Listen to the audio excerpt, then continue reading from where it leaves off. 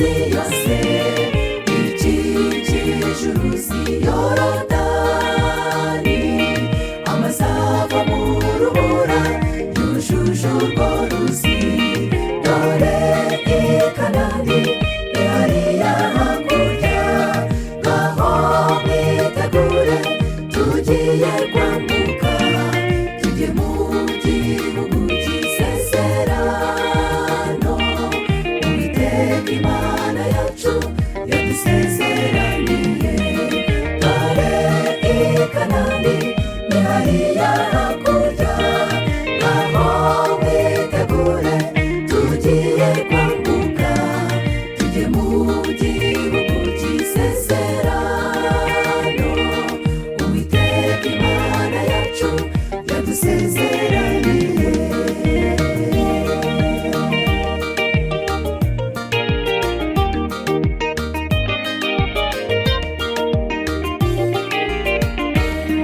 Yesu wabwira iteraniro ryose ati nimuhumure, kuko Uwiteka Imana agiye gukora ibikomeye.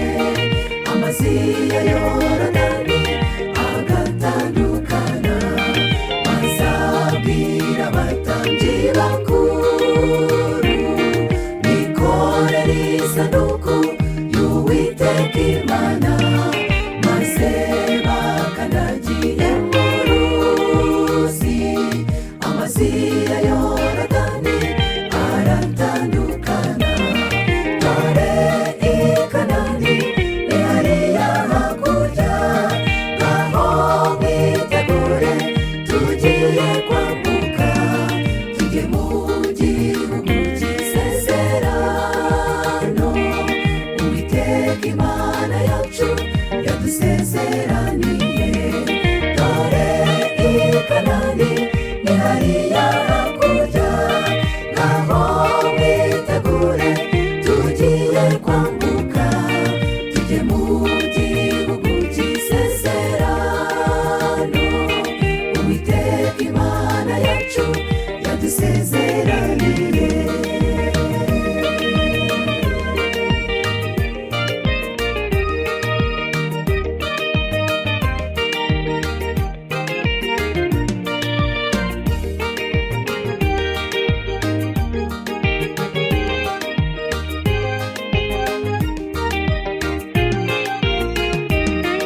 Ubwoko bw'Imana burambuka buca ku musenyi bugera hakurya, maze amazi ya Yorodani arasubirana nta n'umwe ahitanye.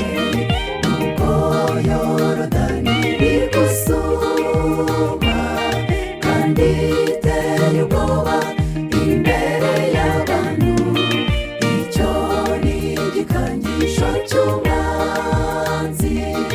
Ujye wizera Uwiteka watsinze Satani.